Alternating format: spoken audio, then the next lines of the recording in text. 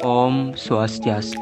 Halo semua, perkenalkan kami dari kelompok 7. Jadi di sini kami akan menceritakan sekaligus menyampaikan biografi mengenai Adik Krisna selaku onward dari Krisna oleh-oleh khas Bali. Baik, sebelum itu izinkan kami untuk memperkenalkan anggota dari kelompok 7. Yang pertama ada Inyoman Nanangwin Arana, berabsen 15. Yang kedua ada Iketut Tio Swece Saputra, berabsen 8. Yang ketiga ada Ikomang Pase Pramadaksa, berabsen 10. Dan yang terakhir ada Dewa Ngakan Agung Krisnantara Kanaya, berabsen 3. Baik, biografinya akan kami mulai.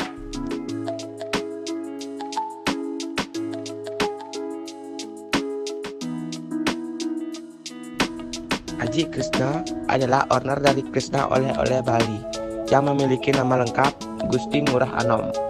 Beliau berasal dari desa Tangguwisyo, Kecamatan Sirit, Kabupaten Buleleng.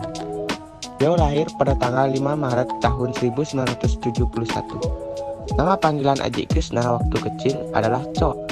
Dia dilahirkan dari rahim sang ibu yang bernama Made Tamani. Adik Krisna adalah anak tunggal dan memiliki 6 saudara tiri.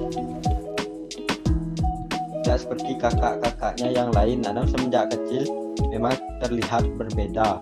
Hiperaktif, bandel, agresif, lincah, dan berwatak keras, ingin agar setiap permintaannya dikabulkan. Sikap berani dan keras kepalanya semakin menonjol, bahkan pada saat bersekolah di SD Negeri 1 Tangguwisyo mengabaikan pelajaran sekolah, tidak pernah belajar di rumah ataupun mengerjakan PR, melawan ajaran guru dan menjadi langganan mendapat hukuman di sekolahnya adalah hal biasa dalam keseharian Anom. Karena perilaku ini, Anom kecil cenderung dianggap sebagai sumber kenakalan. Walau demikian, Anom selalu dapat naik kelas seperti teman-temannya yang lain dan mampu menyelesaikan pendidikan dasarnya sehingga kemudian dapat melanjutkan sekolah di SMPN 1 Seririt. Pada saat hari kelulusan tiba, Anom dinyatakan lulus SMP dan dapat melanjutkan studinya di SMA yang berjarak 3 km dari rumahnya. Tiba-tiba sang ayah memanggil Anom dan mengatakan bahwa Anom harus berhenti karena orang tua tidak mampu.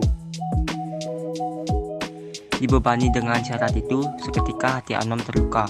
Masa depannya seolah terberangus. Ia marah, merasa sebagai anak terakhir yang diperlakukan berbeda dari semua saudaranya, hingga tega untuk memutuskan kesempatannya bersekolah di SMA. Rasa kecewa menghantamnya. Akhirnya Anom pergi dari rumah naik truk menuju Denpasar. Setibanya di Denpasar, truk berhenti di sekitaran Terminal Ubung dan Anom juga turun di sana.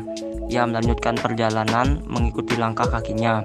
Berkilo-kilo berjalan di belantara kota menyusuri jalan yang baru pertama kali dipijaknya. Tidak membuat gentar hati Anom untuk terus melangkah mengawali petualangan nasib tanpa sanak keluarga. Dalam perjalanan itu, rasa haus cukup tuntas dengan hanya meminum air sungai yang mengalir di antara pematang sawah yang terlalui. Perut lapar tak dihiraukannya. Anom terus berjalan dan berjalan semakin jauh hingga sampai kakinya merasa teramat letih dan berhenti tepat di gardu pos Sapam Hotel Rani di Sanur. Anom beristirahat sebentar sambil mulai berpikir langkah selanjutnya. Beberapa saat istirahat, akhirnya Anom memutuskan untuk menetap dan menumpang sementara di pos Sapam itu. Matanya mencari-cari apa yang biasa dilakukannya untuk menarik perhatian karyawan, petugas, ataupun siapa saja di Hotel Rani, hingga ia dapat memperoleh makanan untuk mengendal perutnya yang kosong. Dan karena alasan inilah, Anom bangkit dari duduknya dan segera dengan tekun memungkuti sampah dan membersihkan halaman taman di sekitar gardu pos. Tidak banyak yang diharapkan dari Anom. Ia hanya ingin menunjukkan tekad untuk bekerja dan berusaha menunjukkan keberadaannya di sana bermanfaat dan berguna. Hingga biasa saja, nantinya akan muncul kesempatan terbuka untuknya. Keberuntungan menyertai Anom saat itu. Aksi bersih-bersih langsung dilihat oleh pemilik Hotel Rani yang kemudian langsung menghampirinya. Kesempatan ini dimanfaatkan Anom untuk meminta izin agar diperbolehkan menumpang di pos satpam, sambil sebelumnya menceritakan kisah awal perantauannya dari Buleleng hingga tiba di Sanur, Denpasar, Bali. Tak selamanya mereka yang nakal luar biasa saat kecil akan berakhir dalam kegelapan hidup di masa depannya.